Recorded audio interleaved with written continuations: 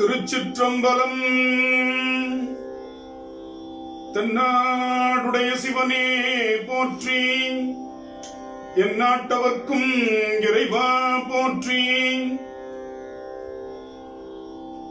கைத்தல நிறைகனி அப்பமுடவல் போரே கப்பிய கரிமுகன் அடிபணி கற்றிடும் அடியவர் புத்தியில் உரைபவர் கற்பகம் என வினை கடிதேகும் மத்தமும் மதியமும் வைத்திடும் மரன் மகன் மற்பொரு திரள் புய மதயானை மத்தள வயிரனை உத்தமி புதல்வனை மட்டவிழ் மலர் கோடு பணிவேனே முத்தமிழ் அடைவினை முற்படுகிரிதனில் முற்பட எழுதிய முதல்வோனே முப்புறம் எரி செய்த அச்சிவ உரை ரதம் அச்சது பொடி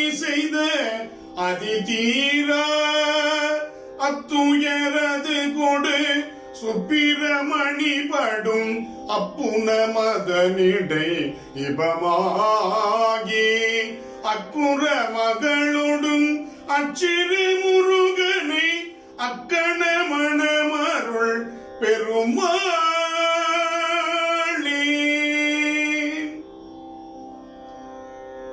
ஞானமே வடிவாகிய வயலூர் வள்ளல் பெருமானுடைய தனிப்பெரும் கருணையினாலே திருமுருக கிருபானந்த வாரியார் என்ற தலைப்பில் பேசுவதற்கு மேற்கொள்ளுகிறேன். வள்ளல் திருமுருக கிருபானந்த வாரியார் குறித்து ஒரு சில உங்கள் முன்னால் பேச விழைகின்றேன். வாரியார் சுவாமிகள் என்று சொன்னவுடன் நமக்கு ஒரு முத்தமிழ் வடிவமாக காட்சி தருகிறது.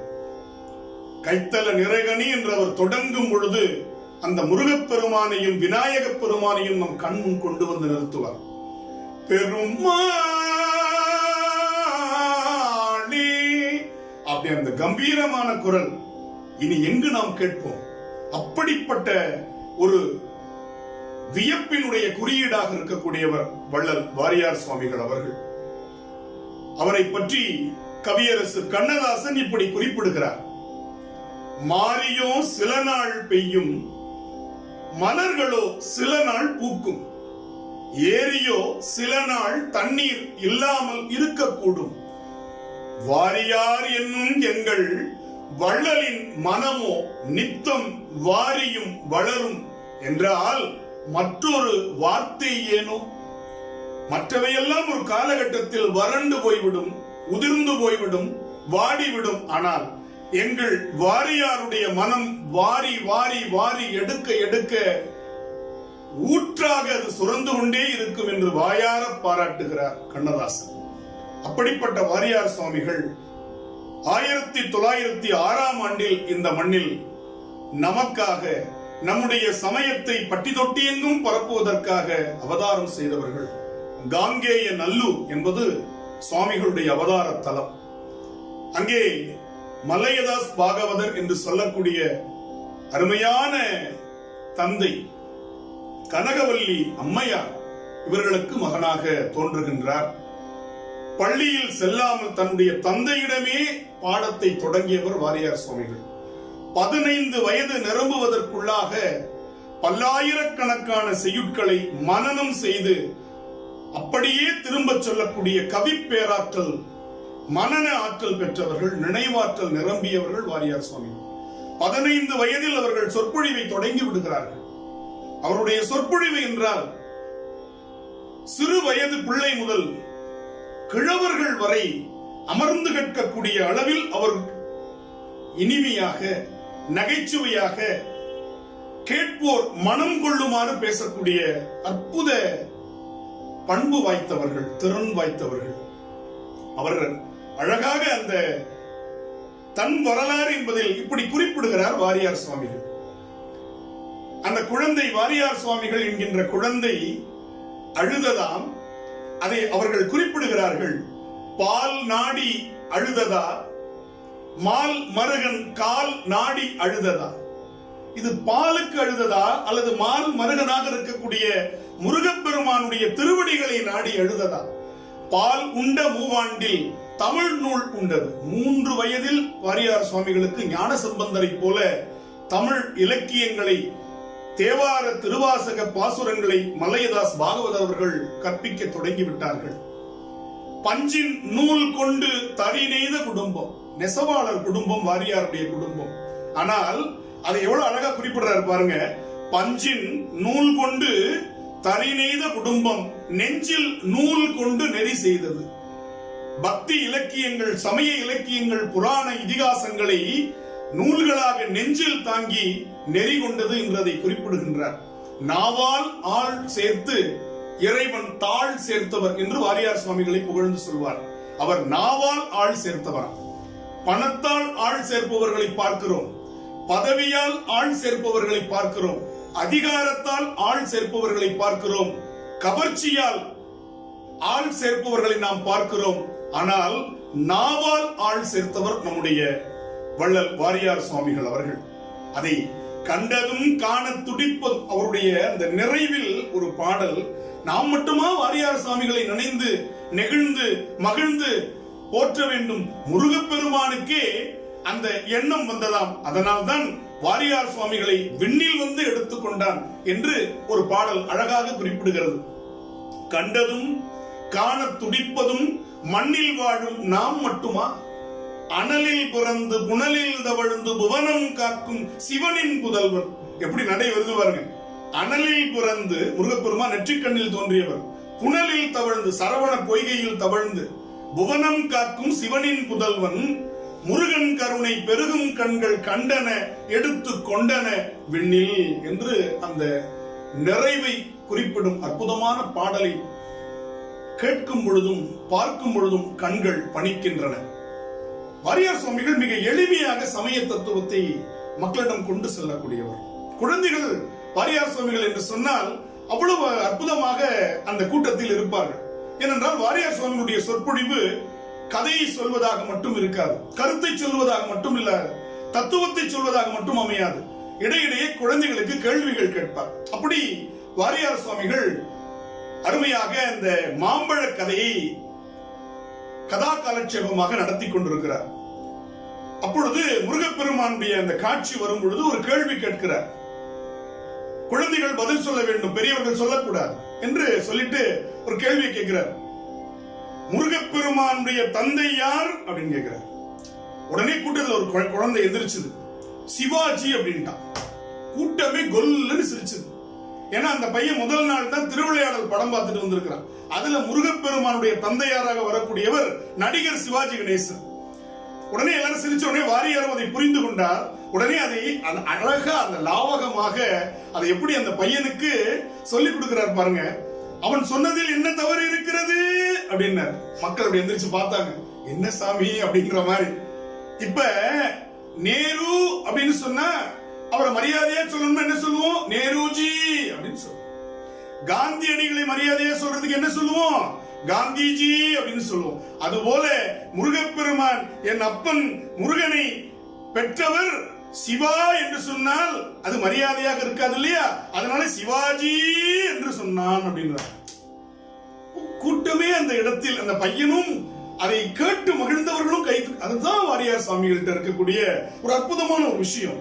வாரியார் சுவாமிகளை அமர வைத்து மிகப்பெரிய நம்முடைய சொல்லின் செல்வர் நாவுக்கரசர் என்று அழைக்கக்கூடிய சத்தியசீலனார், அருமையாக உரை எழுதக்கூடிய நம்முடைய பேரறிஞர் பட்டிமன்ற பேச்சாளர் அறிவொளி இவர்களெல்லாம் அமர்ந்து வாரியார் சுவாமிகளிடம் அடுக்கடுக்காக கேள்விகளை கேட்கிறார்கள். சளைக்காமல் பதில் சொல்கிறார். அப்பொழுது அறிவொளி அவர்கள் கேட்கிறார், சாமி எல்லா இடத்திலும் சாமி இருக்கிறாருன்னு சொல்றீங்க, ஆனா ஏன் சாமி அதுக்கு கோவில் கட்டணும்? எங்க வேணாலும் கும்பிட்டுக்கலாமே அப்படின்னு. கேள்வி 2 வரி, ஆனா பதில் ஒரே வரி. பசு உடம்பு முழுக்க பால் இருக்கு, ஆனா மடியில தானே கறக்க முடியும், கொம்புல கறந்தா வருமா? அவ்வளவுதான், பதில் முடிஞ்சு போச்சு.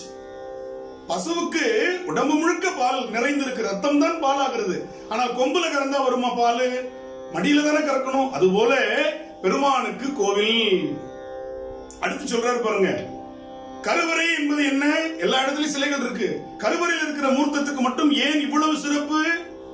எல்லா இடத்திலும் சூரிய வெளிச்சம் பரவி இருக்கிறது, எல்லா இடமும் பற்றி எரிவதில்லை.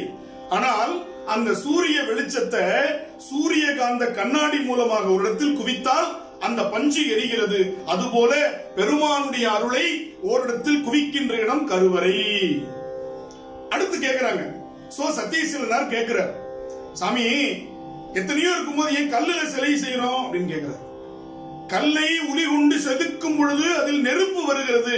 சொற்றுணை வேதியன் சோதி வானவன் இறைவன் நெருப்பு வடிவம். எனவே எந்த பொருளில் செதுக்கினால் நெருப்பு உண்டாகுமோ நெருப்பை கொண்டிருக்கிற பொருளால் பெருமானுக்கு சிலை சமைத்தார்கள்.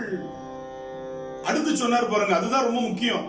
உற்சவர்களை ஏன் செப்பு சிலையில் கொண்டு வருகிறோம் அப்படிங்கிறதுக்கு சொல்றாரு, மின்சாரம் இருக்கு, அந்த மின்சாரத்தை பல இடங்களுக்கு கொண்டு போய் சேர்க்கணும்னா செப்பு கம்பியில தானே கொடுக்க முடியும்.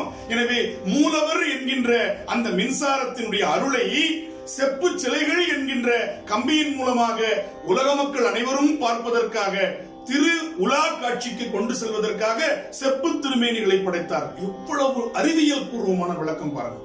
அதுதான் வாரியார் சாமிகிட்ட நமக்கு தெரிஞ்சுக்க வேண்டிய ஒரு விஷயம். சொல்லுவார் அடிக்கடி, இறப்பது வியப்பு அல்ல, இருப்பது வியப்பு அப்படின்னு.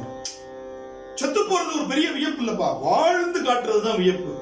அப்படி சொல்லி தற்கொலைக்கு முயற்சி செய்தவர்கள் எண்ணியவர்களை கூட சரியான பாதைக்கு திருப்பியவர் வாரியார் சுவாமிகள். அழகா சொல்லுவார், பெண்கள்லாம் வந்து உட்கார்ந்துருப்பாங்க, திடீர்னு சொல்லுவார், அன்னாசி பழத்துல மோர் குழம்பு செஞ்சு சாப்பிட்டிருக்கீங்களான்னு. எல்லாம் நிமிர்ந்து உட்கார்ந்துரும். அப்பதான் அவரு கந்தபுராண தத்துவம் பேசிட்டு இருப்பார். திடீர்னு அன்னாசி பழம் மோர் குழம்பு, ஆப்பிள் பஜ்ஜி சாப்பிட்டிருக்கீங்களா, பாவக்காய் பிட்லா சாப்பிட்டிருப்பீங்க, எல்லாம் சொல்லுவார். ஏன்னா மிகச்சிறந்த நலபாக சக்கரவர்த்தி வாரியார் சாமிகள். பல நேரங்களில் அவர் நிம்மதியாக அமைதியாக இருக்கும் பொழுது சமையற்கட்டில் புகுந்து சமைக்க தொடங்கி வருவார் என்பது அவரோடு நெருங்கி பழகியவர்கள் அனைவருக்கும் தெரியும். அவ்வளவு ருசியா இருக்கும் அவருடைய சமையல். ஏன்னா நல்ல ருசிக்க சாப்பிடுறவனுக்கு நல்ல ருசியா சமைக்கவும் தெரியணும்னு வாரியார் சாமி சொல்லுவார். எவ்வளவு பெரிய ஒரு எளிவந்த தன்மை பாருங்க. வாரியார் சாமிகள் எல்லாருடைய பேச்சையும் கேட்கக்கூடிய ஒரு பெருந்தகையாளர். அவர் பேசும் பொழுது எல்லாரும் கேட்கிற மாதிரி மற்றவர்கள் பேசுறது அமைதியா கேட்பார். இன்னொன்னு பாருங்க, அவர்கிட்ட ஒரு குணம். இப்ப நாம ஒரு கூட்டத்துக்கு போறோம், நம்மள மிக சாதாரணமானவர்கள். ஒரு மாலையோ ஒரு பொன்னாடையோ நமக்கு பொறுத்தனா அடுத்த நிமிஷம் அதை நம்ம எடுத்து கழட்டி கொடுத்துருவோம்.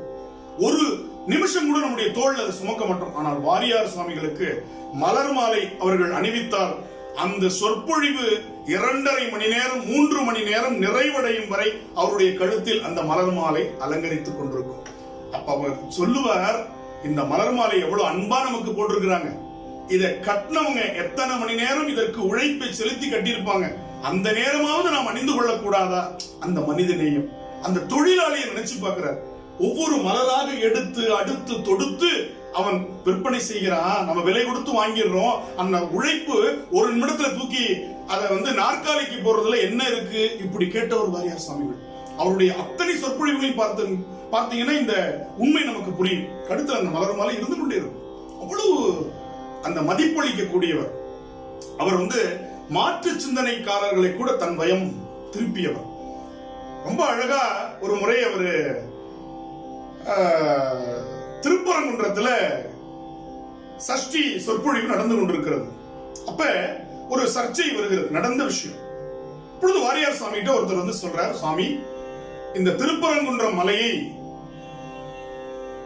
சிக்கந்தர் பாட்ஷா மலை என்று மாற்றுவதற்கு முயற்சி செய்து கொண்டிருக்கிறார்கள் சுவாமி. எனவே இதை மாற்று சமயத்தவர்கள் இந்த மலையை உரிமை கொண்டாடுகிறார்கள் சுவாமி. இதை நீங்க தான் இந்த சொற்பொழிவுல சொல்லி எப்படியாவது இதை சரி பண்ணணும் சுவாமி அப்படின்னு தாழ்வணிந்து கேட்கிறார்கள். வாரியார் சாமிகள் அதை அமைதியா கேட்டுக்கிட்டு சொற்பொழிவுல சொல்றார். அப்ப அந்த மாற்று சமயத்தவர்கள் எல்லாம் வாரியார் சொற்பொழிவை அந்த இலக்கிய சுவைக்காக கேட்டுக்கொண்டிருக்கிறார்கள். அப்ப சொன்ன வாரியார் சாமி, சிக்கந்தர் மலை என்று திருப்பரங்குன்றத்தை அழைப்பது பொருத்தம். தூக்கி வாரி போட்டுச்சு சொன்னவங்களுக்கெல்லாம். என்ன சாமி இப்படி பேசுறாரு, சிக்கந்தர் மலை என்றே அழைக்கலாம், தவறில்லை அப்படின்னு திருப்பி சொல்றார். எல்லாருக்கும் கொஞ்சம் வருத்தம் வாரியார் சாமி மேல. அதற்கு விளக்கம் சொன்னார் பாருங்க. என் அப்பன் முருகப்பெருமானுக்கு கந்தன் என்று ஒரு பெயர் உண்டு. கந்தன் என்பதை கந்தர் என்போம், ஸ்ரீ என்பதை தமிழில் சி என்று சொல்லுவோம். முடிஞ்சு போச்சு. ஸ்ரீகந்தர் மலை சிக்கந்தர் மலை இருந்துட்டு போட்டோமே அப்படின்னா வந்தவர்கள் கைத்தட்டி ஆரவாரம் செய்தார்கள். அந்த பெயரை மாற்ற நினைத்தவர்கள் கூட சுவாமிகளை பணிந்து அது திருப்பரங்குன்றமாகவே இருக்கட்டும், மலையின் பெயர் நாங்கள் மாற்ற விரும்பவில்லை, உங்களுடைய பெருந்தன்மைக்கு நாங்கள் பணிகிறோம் என்று சொன்னார்கள். நடந்த வரலாறு. எப்படி வாரியார் சுவாமிகள் எப்படி பாருங்க அந்த மாற்று சிந்தனை. அவர் ஒரு முறை அப்படி பயணித்துக் கொண்டிருக்கிறார் தொடர் வண்டியில. மாலை நேரம் அவர் முகத்தை கழுவிக்கொண்டு திருநீரை தரித்துக் கொண்டு அனுஷ்டானத்தில் ஈடுபட்டுக் கொண்டிருக்கிறார். அப்பொழுது எதிரில் ஒரு 6-7 கல்லூரி மாணவர்கள் வாரியார் சுவாமியுடைய செயல்களை பார்த்து எள்ளி நகையாடி கொண்டிருக்கிறார்கள். அமைதியா இருக்கிறார் வாரியார் சுவாமி. அவர் பூஜையெல்லாம் முடிச்சுட்டு அப்படி நிமிர்ந்து உட்கார்றாரு. எங்க பர்றா சாமி வெள்ளடிச்சிருக்கு செவத்துக்கு அப்படின்னு திருநீர் பூசிருக்காரு 16 இடத்துல. சாமி வெள்ளடிச்சிருக்கு. நம்மளா இருந்தா உடனே கொந்தளிச்சிரும். ஏன்னா நமக்கு சுருக்குன்னு எது வருதோ இல்லையோ கோபம் வந்துடும் இல்லையா. சாமி சிரிச்சுட்டே சொன்னாரு, எல்லாரும் நல்லா இருக்கிற செவத்துக்கு தான் வெள்ளை அடிப்பாங்க, குட்டி செவத்துக்கு யாரும் அடிக்க மாட்டாங்க. இது இறைவன் வாழ்கிற வீடு, எனவே இந்த வீட்டிற்கு நான் வெள்ளை அடிக்கிறேன், குட்டிச்சவருக்கு அடிக்க வேண்டிய அவசியம் இல்லைன்னு சாமி கொஞ்சம் விபூதி கொடுங்கன்னு எல்லாம் வாங்கி நெற்றி நிறைய அணிந்து கொண்டார்கள். இப்படி கல்லூரி மாணவர்களிடத்தில் எவ்வளவு பெரிய விஷயம். நடிகைகள் எம்.ஆர். ராதாவும் வாரியார் சுவாமிகளும் ஒரு திருமணத்துல போறாங்க. நடிகைகள் எம்.ஆர். ராதா நாத்திக கொள்கையுடையவர். வாரியாரை பார்த்தோன்னா அவருக்கு ரொம்ப கிண்டல், எப்படியாவது இவரை கேலி பண்ணணும். 2 பேருக்கு பக்கத்துல 2 பேருமே முக்கியமானவர்கள். அந்த மன வீட்டுக்காரருக்கு பக்கத்துல நாற்காலி போட்டு அமர வச்சுட்டாங்க. வாரியார் சாமி அப்படியே பார்க்க வேண்டியது, சிரிக்க வேண்டியது, இப்படியே பண்ணிட்டு இருக்காரு. நடிகைகள் என்னடா சொல்லி இவரை கேலி பண்ணலாம்னு நினைச்சிட்டே இருக்காரு. அப்ப அந்த நேரத்துல சாமி உங்களுடைய தெய்வம் என்ன சாமி அப்படின்னாரு நடிகைகள். வாரியார் சாமி ரொம்ப மகிழ்ச்சியா பணிவா, என் அப்பன் முருகன் அப்படின்னாரு. முருகனுக்கு எத்தனை தலை சாமி அப்படின்னாரு. எம்.ஆர். ராதா 6 தலை அப்படின்னாரு. அப்படியா, சரி சாமி 6 தலையை வச்சுக்கிட்டு முருகன் எப்படி புரண்டு படுப்பான்னு கேட்டார். முடிஞ்சு போச்சுல்ல. முருகன் படுக்கும் பொழுது 6 தலையை வச்சுட்டு எப்படி சாமி புரண்டு படுப்பான். பக்கத்துல இருந்தவங்க சிரிச்சுட்டாங்க. வாரியார் கூட வந்தவங்களுக்கு எல்லாம் ரொம்ப கோவம். என்னடா இப்படி இவ்வளவு பேரும் மத்திய. வாரியார் சிரிச்சுக்கிட்டே சொன்னாரு, அமைதியா. அங்கே குறுக்கவும் நடுக்கவும் அந்த பெண்ணை பெற்றவர் பதட்டத்தோடு நடந்து கொண்டே இருந்தார். கூப்பிட்டார், ஒரு நிமிஷம் சண்முகம் அங்க வாங்க அப்படின்னாரு. சாமி நேற்று இரவு தூங்குனீங்களா? ஒரு பெண்ணை பெற்றவர், கல்யாண பெண்ணு மணப்பெண்ணை பெற்றவர். நேற்று இரவு தூங்குனீங்களா அப்படின்னாரு. என்ன சாமி இப்படி கேட்டுவிட்டீங்க, ஒரே பொண்ணு கல்யாணம் வச்சிருக்கிறேன், எப்படி சாமி தூக்கம் வரும்? தூங்கல சாமி அப்படின்னாரு. நடிகைகளை பார்த்து சொன்னார், ஒரு பெண்ணை பெற்றவரே இரவு தூங்கல அப்படின்னா இத்தனை மக்களை பெற்ற எங்க அப்பா முருகனுக்கு எப்படியா தூக்கம் வரும்? அவன் தூங்கவே மாட்டான் அப்படின்னாரு. நடிகைகள் வணங்கி, சாமியை விட்டுருங்க, இதுக்கு மேல உங்களை நான் கேட்க விரும்பல. இந்த உலகத்தையே படைத்து காத்து அருளுகின்ற முருகப்பெருமான் எப்படியா தூங்குவான்? கேட்கிறிய கேள்வி அப்படிங்கிற மாதிரி அந்த கேள்வியிலேயே அந்த விஷயத்தை சொல்றது. ஒருத்தர் அதே மாதிரி நம்முடைய அறிவொளி கேட்கிறார். சாமி, அருமையா நம்முடைய திருக்கோவில்கள்ல எல்லா தெய்வங்களும் இருக்கு சாமி.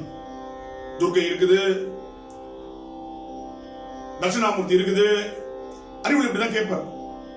திருமால் இருக்குது, சிவன் கோவில்ல திருமால் இருக்குது, ஆனா திருமால் கோவில்ல ஏன் சாமி சிவன் இல்ல அப்படின்னா ஒரே வார்த்தை தான், அண்டாவுக்குள்ள குண்டான வைக்கலாம், குண்டானுக்குள்ள அண்டா வைக்க முடியாதுன்னு முடிஞ்சு போச்சு.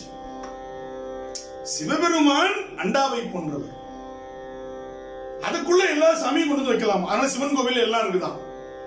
இப்படி சாதுரியமாக பதில் சொல்லக்கூடியவர்.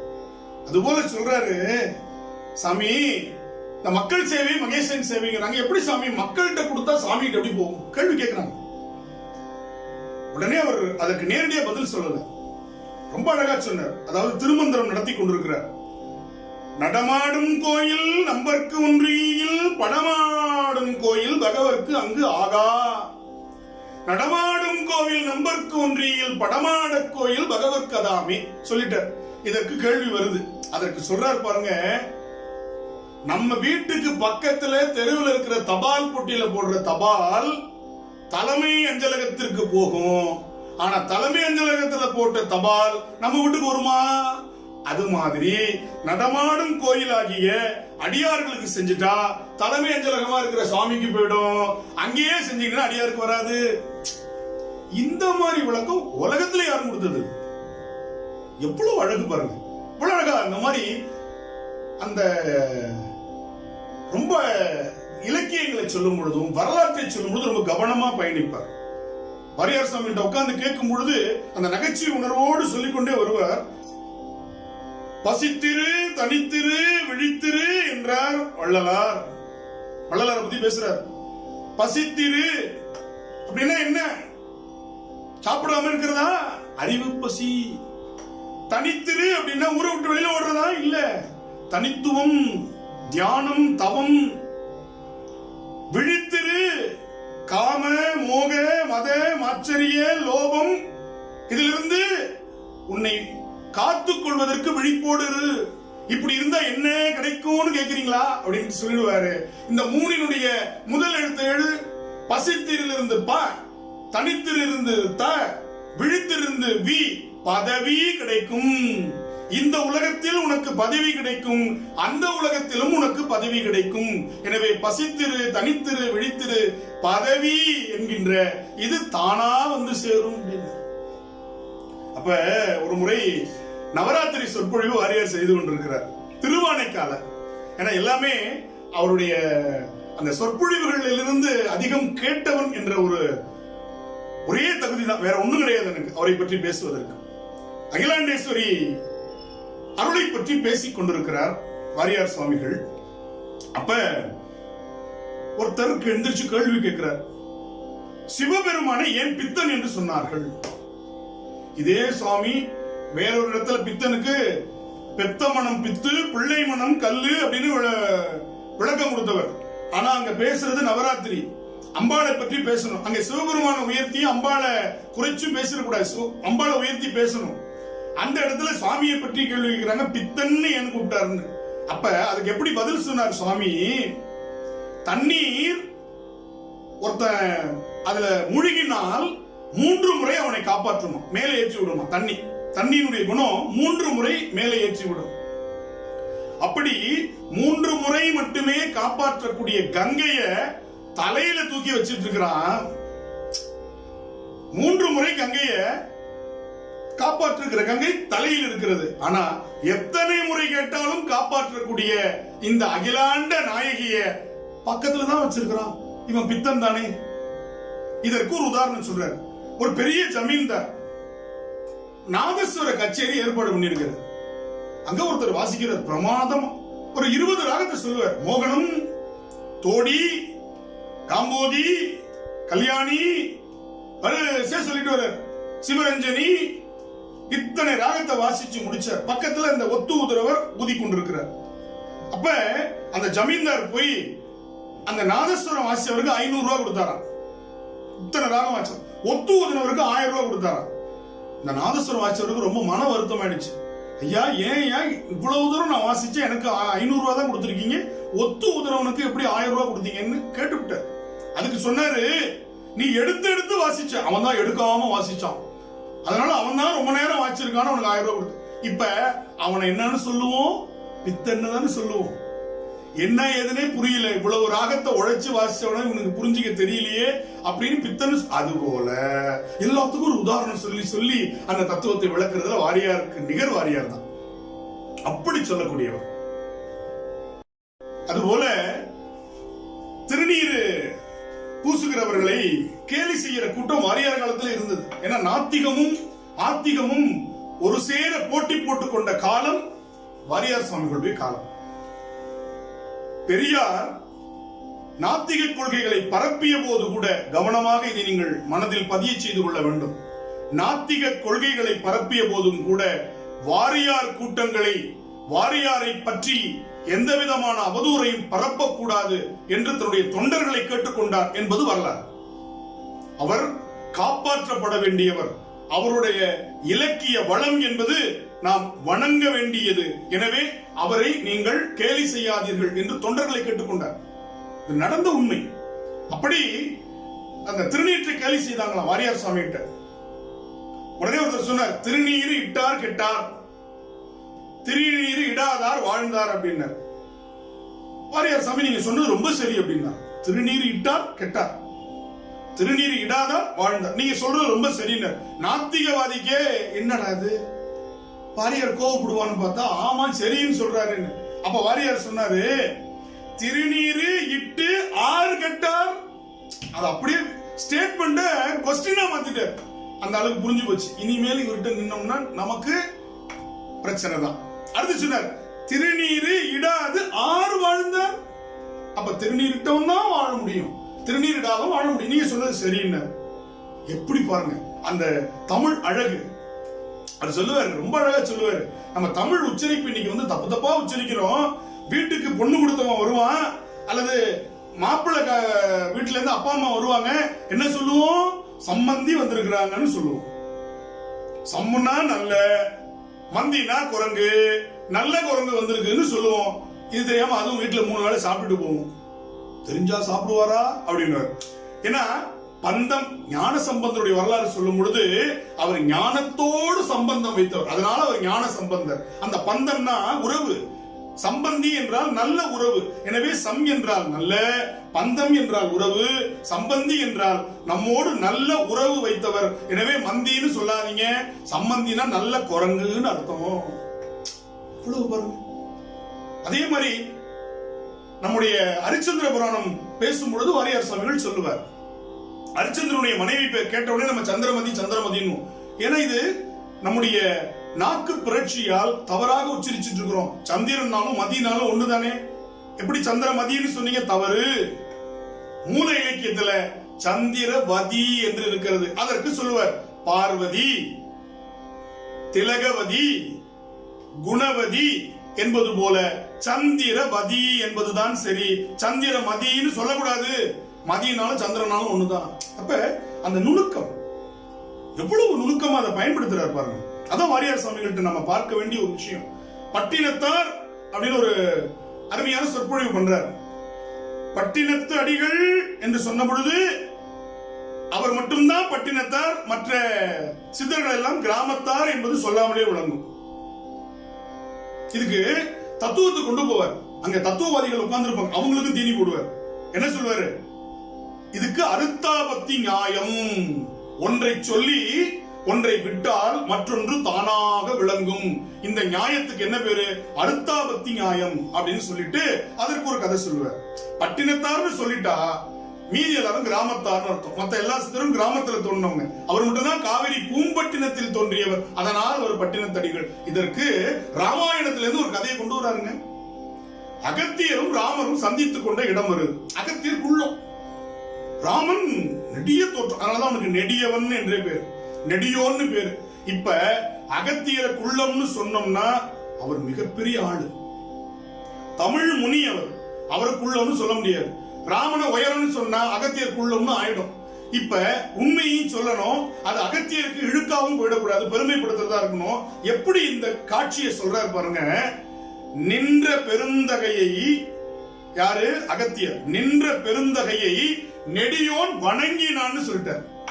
அகத்தியருக்கு பக்கத்துல ராமன் நின்னு தன் உயரத்தை காட்டலையா, தாழ்ந்து பணிந்து வணங்கிட்டான் அகத்தியர். எவ்வளவு இந்த நுணுக்கம் அருத்தாபத்தி. அப்ப நெடியோன் என்றதால் அங்க அகத்தியர் உயரமா குள்ளமான்னு கம்பர் சொல்லல. இவனை நெடியோன், ராகவன்னு சொல்லலாம், ராமன்னு சொல்லலாம், சுருதி நாயகன்னு சொல்லலாம், எத்தனையோ பேர் இருக்கு. ஆனா அந்த இடத்துல ஏன் நெடியோன்னு போட்டாரு? அகத்தியர் குள்ளம்ங்கிறத நம்ம புரிஞ்சுக்கணும். இதுக்கு பேர் அருத்தாபத்தி நியாயம். எங்கிருந்து எங்க பாருங்க.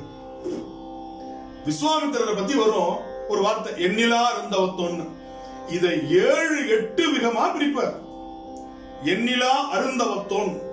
அப்ப எண்ண முடியாத, யாராலும் செய்ய முடியாத தவம் செய்தவன் விஸ்வாமித்திரர். எண்ணில் ஆ வரும் தவத்தோன். காமதேனுவை வரவழைப்பதற்காக, ஆனா பசு, நேரத்தில் காமதேனு, காமதேனுக்காக தவம் செய்தவன். எண்ணிலா வருந்தவத்தோன், தன்னை வருத்தி தவம் செய்தவன். அடுத்து பாருங்க, எண்ணிலா ஆவ, ஆ என்றால் இந்த இடத்துல பசுன்னு ஒரு அர்த்தம். ஆக்கத்திற்காக, மகிழ்ச்சிக்காக, உலக நன்மைக்காக தவம் செய்ய. எத்தனையோ பேர் தவம் செய்யறாங்க, அதெல்லாம் மற்றவர்களை அழிப்பதற்காக. சூரபத்மன் தவம் செய்தா வாழ வைக்கிறதுக்கா? ராவணன் தவம் செய்தா வாழ வைக்கிறதுக்கா? ஆனா விஸ்வாமித்திரர் தவம் செய்தார், அது வாழ வைப்பதற்காக. அவரும் தவத்தான். இப்படியும் வரிசையை சொல்லிட்டு வருவார். இவ்வளவு பாருங்க, அந்த நுணுக்கம் வாரியார் சுவாமிகள்ட்ட தான் நம்ம பார்க்க முடியும். அந்த அதே போல அந்த சொல்லாடல் இருக்கு பாருங்க, எதுகை முனை அவருக்கு ரொம்ப எளிமையா வரும். சிவபெருமானை பற்றி நம்பி ஆரூரருடைய கதையை சொல்லிட்டு இருக்கும் போது கைலாயத்துல சிவபெருமான் எப்படி இருக்கிறார்? அவருடைய நிறம் அப்படியே பவள நிறமா. அது சொல்லுவார், நிறம் பவளம் நிரம்ப வளம். ஒரே சொல்லு, நிறம் பவளம். சுவாமியுடைய நிறம் பவளம் நிரம்ப வளம். சுந்தரர் போய் மலர் பயிர் பறிக்கிறதுக்காக போறாரு. அங்க கமலினி அனிந்திதை 2 பேரை பார்த்தாரா. ஒரு நிமிடம் பார்வை அந்த பக்கம் போயிடுச்சு. பார்த்தது தவறு என்று தன்னுடைய எண்ணத்தை மாற்றிக்கொண்டு சுவாமிக்கு மலர்களை எடுத்து தொடுத்து அடுத்து வணங்கினார். இப்படி வரும், எடுத்து தொடுத்து அடுத்து வணங்கினார். அப்ப சுவாமி கேட்டாரா, சுந்தரா, நந்தனவனத்தில் என்ன நடந்தது? சுவாமி, தவறு செய்து விட்டேன். குற்றத்தை ஒப்புக்கொள்பவர்கள் பெரியர்கள். நாம் இந்த ஜென்மத்தில் குற்றத்தை ஒப்புக்கொள்ள மாட்டோம். அப்படி நம்மளே ஒரு குத்து குத்துவார். சுந்தரர் உடனே சொல்லிட்டாரா, சாமி தவறு செஞ்சுட்டேன்னா. இப்படி பாருங்க, அந்த காட்சியை படுத்துறது இருக்கு பாத்தீங்களா. வாரியார் சுவாமியுடைய சொற்பொழிவு கேட்டீங்கன்னா ஒலி சித்திரமாக இருக்காது, அது திரை சித்திரமாக இருக்கும். அதுதான் நம்ம அப்படியே கேட்டுட்டு இருக்கும்போது அந்த காட்சியெல்லாம் கண்முன் கொண்டு வருவார். அப்படியே அவ்வளவு ஒரு நயம் அவர்கிட்ட இருக்கும். அந்த இன்னைக்கு சொல்றோம் வாய்ஸ் மாடுலேஷன், வாய்ஸ் மேனேஜ்மெண்ட் அப்படின்னு ஆங்கிலத்தில் சொல்றாங்க. அந்த ஏற்ற இறக்கம், திடீர்னு கத்துவார். குழந்தைகளை பண்பா வளர்க்கணும், அன்பா வளர்க்கணும். குழந்தைகளை அம்மா அப்பாட்ட பண்பா அன்பா வளரணும். பேர் சொல்லி குழந்தையை கூப்பிடணும், அழகான பேர் சொல்லி கூப்பிடணும். வீட்டுல இருக்கிற நாய் பசுக்கெல்லாம் நல்ல பேர் வச்சிருக்கிறான். குழந்தைக்கு பப்பின்னு வைக்கிறான், ஜிம்மின்னு வைக்கிறான், அம்முன்னு வைக்கிறான். குழந்தைக்கு நல்ல பேர் வச்சு கூப்பிடணும். அப்படி கூப்பிட்டா அந்த குழந்தை அன்பா வரும், ஆசையா நிக்கும். அப்படி சொல்லிட்டு ஒரு வார்த்தை சொல்லுவாரு, குழந்தைய கூப்பிடுறோம். எப்படி கேசவா அப்படின்னா வரே அப்படின்னு கத்தக்கூடாது, வரமா அப்படின்னு சொல்லணும். வரமா வந்த குழந்தை அப்படி வரமான்னு சொல்லணும் அப்படின்னு. அதுலயும் பாருங்க, வரமா வந்த குழந்தையா, அதனால வரமான்னு சொல்லணும், கத்தக்கூடாது அப்படின்னு குழந்தைங்களுக்கு அறிவுரை சொல்லுவார். குழந்தைகள் எப்படி இருக்கணும்? ஞான சம்பந்தரை போல இருக்கணும், மங்கையர்க்கரசியாரை போல இருக்கணும், திலகவதியாரை போல இருக்கணும் அப்படின்னு அந்த கதைகளோடு இணைத்து பிணைத்து சொல்லக்கூடியதுல வாரியார் ரொம்ப வல்லவர். அவருக்கு இருக்கிற அந்த நகைச்சுவைக்கு அளவே கிடையாது. ஒரு முறை லண்டன்ல வாரியார் சுவாமிகளை மூட்டு வலி அதிகமாக அவருக்கு ஏற்பட்ட பொழுது சேர்த்திருக்கிறாங்க. அப்ப அவருக்கு மருத்துவம் பார்த்து கொண்டிருக்கிறார்கள். ஒரு புதிய மருத்துவர் அங்க வராரு, வாரியார் சுவாமிகளை பார்க்கறதுக்கு வராரு. பார்த்த உடனே வாரியார் சுவாமிகிட்ட அந்த புதிய மருத்துவரை அறிமுகப்படுத்துறாரு. சுவாமி, இவரு அல்லோபதி மட்டும், அல்லோபதினா ஆங்கில மருத்துவம், ஹோமியோபதி தெரியும், நேச்சுரோபதி தெரியும், இப்படி பல மருத்துவங்கள் தெரிஞ்சவர். வாரியார் சுவாமி சொன்னாரு, அல்லோபதி தெரியும், நேச்சுரோபதி தெரியும், ஹோமியோபதி தெரியும், சிம்பதி தெரியுமான்னு கேட்டார். ஒரு மருத்துவருக்கு தேவை அல்லோபதி, ஹோமியோபதி, நேச்சுரோபதி மட்டும் இல்ல, சிம்பதி அப்படின்னாரு. அந்த இடத்துல அப்படி அந்த மருத்துவர் சிரிச்சு தன்னுடைய கண்களில் இருந்து அப்படியே கண்ணீர், ஆனந்த கண்ணீர் வந்துருச்சான். அப்படி சிரிச்சாரா. சிம்பதி தெரியுமான்னு கேட்டார் வாரியார். அது மாதிரி ஒருத்தர் மளிகை கடை திறந்தார். அப்ப சாமிகிட்ட போய் கேட்கிற, சாமி நான் நாளைக்கு மளிகை கடை திறக்க போறேன், உங்களால வர முடியாது, இருந்தாலும் என் மளிகை கடையில நல்ல படம் என்ன படம் வைக்கலாம்? முருகரை வச்சிடலாமா, சிவபெருமான வச்சிடலாமா, இல்ல வெங்கடேச பெருமாளை வைக்கலாமா, லட்சுமி தேவி வைக்கலாமா, என்ன படம் வைக்கணும் அப்படின்னு சாமி ரொம்ப எளிமையா சொன்னார். என்ன படம்னா வை, கலப்படம் மட்டும் வைக்காதுன்னு. அவ்வளவுதான், முடிஞ்சு போச்சு. மளிகை கடை இல்லையா, நீ எந்த படத்தை வேணாலும் வை, ஆனா கலப்படத்தை மட்டும் வைக்காது அப்படின்னு சொல்லி அவரை அப்படியே மகிழ்ச்சியும் சொல்லி அந்த இடத்துல அவருக்கு ஒரு ஆலோசனையும் ஒரு அறிவுரையும் சொல்லி அனுப்புறதுல வாரியார் சாமிக்கு நிகர் வேற யாரும் கிடையாது. ரொம்ப எளிமையா போயிட்டு இருக்கும். சூரபத்மன் அழியவில்லை அப்படின்னு சொல்லிட்டு சொல்லுவாரு. சேவலும் மயிலுமா மடை மாற்றம் செஞ்சான், கொடியவன் அடியவனானான் அப்படின்னு. கொடியவன் அடியவனானான். பயத்தோடு வணங்கியவர்கள் எல்லாம் பக்தியோடு வணங்க ஆரம்பிச்சாங்க. யார? சூரபத்மனை அப்படின்னு சொல்லி அழகா அதை கொண்டு போவார்.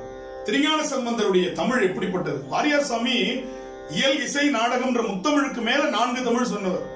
திருஞான சம்பந்தர் குழந்தையா இருந்து பாடினவர், அது கொஞ்சம் தமிழ் அப்படின்னு.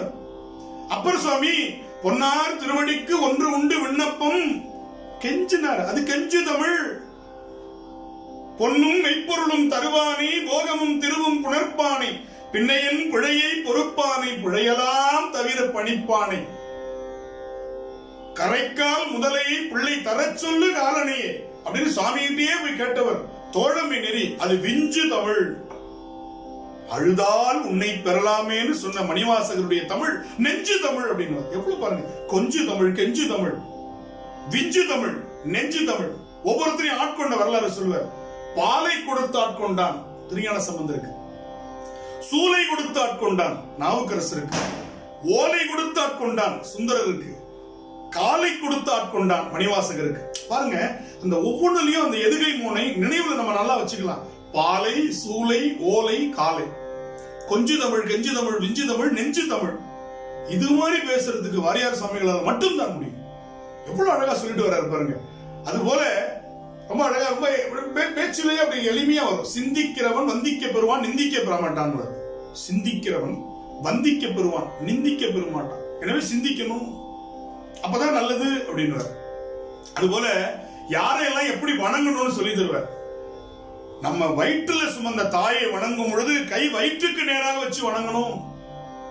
நெஞ்சில நம்மை தாங்கிறவர் யாரு? தந்தை. எனவே தந்தையை வணங்கும் போது நெஞ்சுக்கு நிகராக, ஞானத்தையும் அறிவையும் கொடுக்கிற ஆசிரியரை நெற்றிக்கு நேராக, சரணாகதி பெருமானே என்று தலைக்கு மேலாக வணங்க வேண்டும். வணக்கத்தை இன்னைக்கு இப்படி எல்லாம் இருக்கும். சாமிக்கு பிளையிங் கிசிங் கொடுத்துட்டு போறான் போற போக்குல அப்படிங்கிறான். ஏன்னா புத்தி அப்படி போயிடுச்சு. சாமிக்கு பிளையிங் கிஸ் அடிச்சுட்டு போயிட்டே இருக்கிறான். இங்கேருந்து குறிப்பாத்து விட்டு எறிகிறான் காசை. சாமி வந்து பொறுக்கிட்டு போட்டுடணும். எப்படி நம்ம வந்து இன்னைக்கு வழிபாடு செய்யறது கூட நேரம் இல்லாம போயிட்டோம். ரொம்ப அழகா சொல்லுவார், வழிபாடுங்கிறது எப்படி செய்யணும் அதை சொல்லுவார்.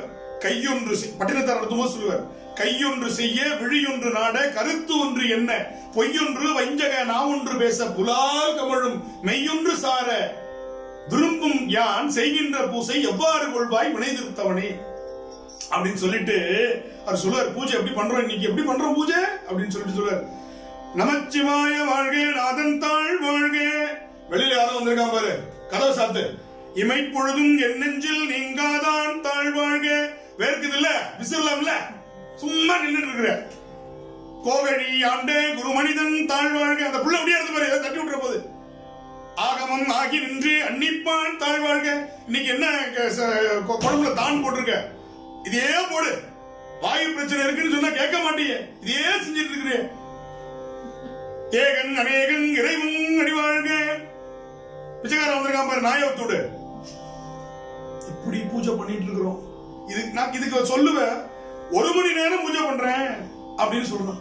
இதுக்கு இந்த பூஜை எதுக்கு, இது எதுக்குங்கிறேன் அப்படின்னு. சரண கமலாலயத்தை அரை நிமிஷ நேரமட்டில் தவமுறை தியானம் வைக்க அருளாத அறியாத அருணகிரிநாதரை பேசும்போது வாரியார் சாமிக்கு இங்கிருந்துதான் இந்த இது வரும். திருமுருக என்ற அடையாளம் பெற்றவர்ல திருப்புகழ் அமிர்தம் என்ற இதழை 37 ஆண்டுகள் தொடர்ச்சியா நடத்தினவர் வாரியார் சாமி. ஒவ்வொன்றும் வரலாறுங்க. 37 வருஷம் இத்தனை பணிகளுக்கு இடையில சொல்லுவார். ஒவ்வொருத்தருக்கும் பிரம்மன் தலையில ஒவ்வொன்னு எழுதி வச்சிருக்கிறான். ஒருத்தனுக்கு என்ன எழுதியிருக்கிறான், உட்கார நேரம் இல்லைன்னு எழுதியிருப்பான். இன்னொருத்தனுக்கு எப்ப பார்த்தாலும் காசு காசுன்னு அலைன்னு எழுதியிருப்பான். என் தலையில பிரம்ம எழுதி வச்சிருக்கிறான், ஒரு நாளும் வீட்டு சாப்பாடு கிடையாதுன்னு அப்படின்னு சொல்லுவார். ஏன்னா காலையில் ஒரு சொற்பொழிவு, மதியம் வேற ஒரு இடத்துக்கு போய் அங்க ஒரு சொற்பொழிவு, இரவு ஒரு சொற்பொழிவு, அடுத்த நாள் இன்னொரு இடம், இப்படி உலகம் முழுக்க பவனி வந்தவர் வாரியார் சாமி. அதனால எனக்கு வீட்டு சாப்பாடு சாப்பிடக்கூடாதுன்னு என் தலையில எழுதி வச்சுட்டான் அப்படின்னு. அப்ப இந்த மாதிரி எளிமைப்படுத்தி சொல்றதுல வாரியார் சுவாமிகளுக்கு நிகர் அவர்தான். அது போல பொய், பாம்பன் சுவாமிகளை பத்தி பேசும்போது சொல்றார், பொய் வந்து எவ்வளவு பெரிய பாவம். ஒரு முறை பாம்பன் சுவாமிகள் நாளைக்கு நான் பழனி போலான்னு இருக்கிறேன் அப்படின்னு தன்னுடைய அடியவருக்கு சொன்னார். அப்ப அவர் கேட்டாரா, எல்லாத்தையும் சாமிகிட்ட முருகன்ட்ட உத்தரவாங்களே, பழனிக்கு வரதுக்கு உத்தரவாயிடுச்சான்னார். பாம்பன் சுவாமிகள் உத்தரவாயிடுச்சுன்னு சொல்லிட்டார். ஒரே ஒரு பொய். வாழ்க்கையில பாம்பன் சுவாமிகள் ஒரு பொய் தான் சொன்னார், உத்தரவாயிடுச்சு. அன்று இரவு முருகன் கனவுல வந்து, நான் உத்தரவு கொடுக்காத பொழுது உத்தரவு கொடுத்தேன் என்று சொல்லிட்டு, இந்த பொய்க்காக நான் உத்தரவு கொடுக்கிற வரை நீ பழனிக்கு வரக்கூடாது அப்படின்ட்டார். சமாதி ஆகின்ற வரை முருகப்பெருமானுடைய உத்தரவே அவருக்கு கிடைக்கல, பழனிக்கே அவர் போகல. அதனால பாம்பன் சுவாமியுடைய அந்த அவ்வளவு செய்யுள்ளையும் பொய்யை பற்றி அவ்வளவு சொல்ற. இந்த பொய் வந்து அவ்வளவு சாதாரண விஷயம் இல்ல. அதனால அதை சொல்லிட்டு சொல்றாரு, ஒரு பொய் சொன்னதுக்கே பாம்பன் சுவாமிகளுக்கு இப்படி கிடைச்சிருச்சு அப்படின்னு ஒருத்தர் கேட்டார். சாமி நான் அப்படின்னு, ஒரு பொய் சொன்னதுக்கே இப்படி கிடைச்சிருச்சு, நமக்கெல்லாம் சாமி தண்டனையே கொடுக்கல, நல்லா தானே சாமி இருக்கிறோம் அப்படின்னு. அதுக்கு ஒரு உதாரணம் சொல்றாரு. பாம்பன் பள்ளியில சேர்ந்த பிள்ளை தப்பு பண்ணாதானே ஆசிரியர் கண்டிக்க முடியும். பள்ளியில சேராத பிள்ளை எப்படி ஆசிரியர் கண்டிக்க முடியும்? எனவே அந்த முருகப்பெருமான் என்ற பள்ளியில் சேர்ந்தவர் பாம்பன் சுவாமிகள் தவறு செய்த போது ஆசிரியர் கேட்டார், தண்டித்தார். நாம் இன்னும் அந்த பள்ளியிலேயே சேரல, நமக்கெல்லாம் எப்ப சேர்க்க போறானோ தெரியல, அப்படி சொல்லக்கூடியவர். அதுபோல அவர் மிகச்சிறந்த கவிஞராக இருந்திருக்கிறார். அவர் வீணை வாசிக்கிறத வல்லவர். அவர் சங்கீத பூஷணம் பெற்றவர், மிக அருமையா பாடக்கூடியவர். அவர் ஒரு மெட்டு எடுத்துக்கொள், அந்த சகானா ராகம் வாரியார் சுவாமிகளுக்கு ரொம்ப எளிமையா வரக்கூடிய ராகம் சகானா ராகம். இப்ப நம்பியாரூரை கொண்டு வந்து நிறுத்திட்டாங்க நீதிமன்றத்துல. இந்த கிழவர் எனக்கு நம்பி ஆரூரர் அடிமை, ஆரூரன் அந்த ஆரூரனை பெற்ற அவருடைய தாத்தா ஒரு காலத்தில இருந்து எனக்கு அடிமைன்னு சொல்றார். அப்ப அங்க அந்த நீதிபதிகள் கேட்கிறாங்களாம், இதற்கு அரசு தரப்புல என்ன பதிவு இருக்கு, ஆட்சியில் ஆவணத்தில் டாக்குமெண்ட் ஏதாவது இருக்குதா, அயலார் தங்கள் காட்சியில் ஐ விட்னஸ் இருக்குதா அப்படின்னு கேட்கிறாங்க. அத அழகா சொல்லுவாரு, ஆட்சியில் ஆவணத்தில் அயலார் தங்கள் காட்சியில் மூன்றில் ஒன்று காட்டுங்க.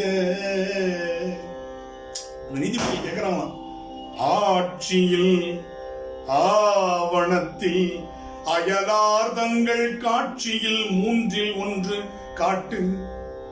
உடனே சொல்லுவார், அவன் மூன்றும் இல்லாத முக்கண்ணன். அதுல கூட ஒரு நயம், மூன்றும் இல்லாத முக்கண்ணன். அப்ப அந்த கதையை சேர்ந்து வரும்பொழுது அந்த ஒரு அழகு அவ்வளவு.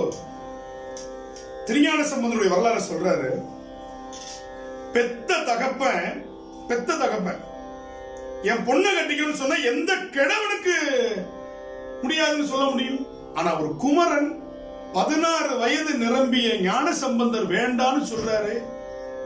ஒரு வயசானவரா, மனைவி இறந்து போயிட்டாங்க, ஏன் 2வது கல்யாணம் பண்ணிக்கலன்னு கேட்டாங்களா, மூத்த பையன் வேண்டாங்கிறான் அப்படின்னு. அப்ப இவருக்கு என்ன எண்ணம், அது எப்படி சொல்றாரு பாருங்க, மூத்த பையன் கோச்சுக்கிறான் அப்படின்னா இவருக்கு அந்த ஆசை இருக்குது அப்ப உள்ள.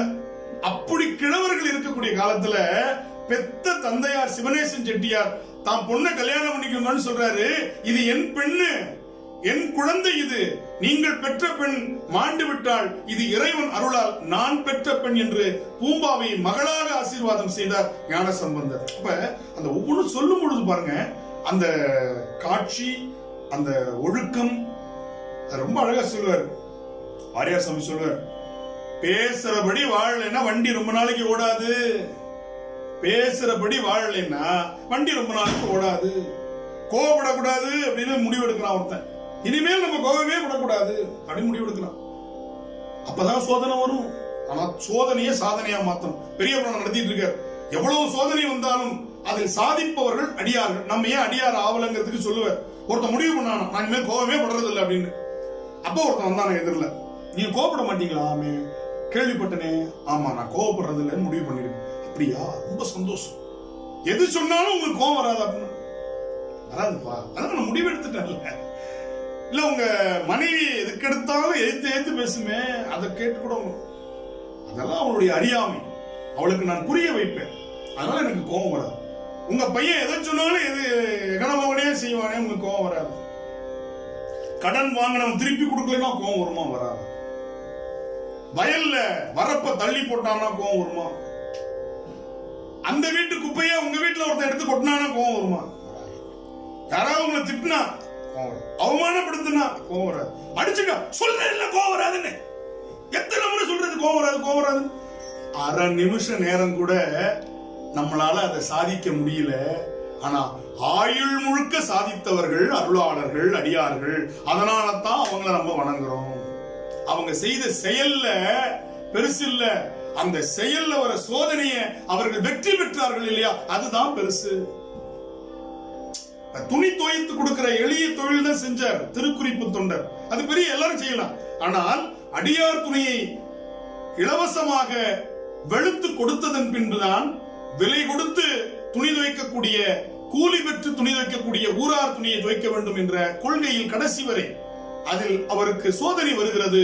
அதில் அவர் பாதிக்கப்படுகிறார்.